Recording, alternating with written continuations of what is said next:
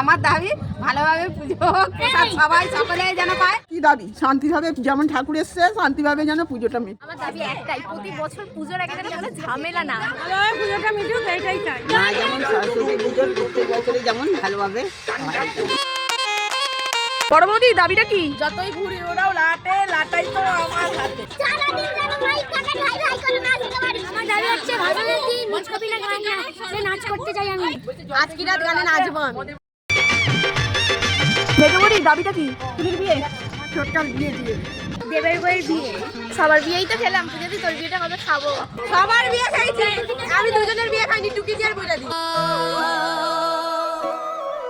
আমার দাবি হলো রবিবার পর্যন্ত তুই যেন থাকিস বাড়িতে, আমি যেন প্রত্যেক বছর সরস্বতী পুজোয় আসতে পারি। ঠাকুরটা যেন রবিবার অবধি থাকে। হাম্পি দাবিটা কি?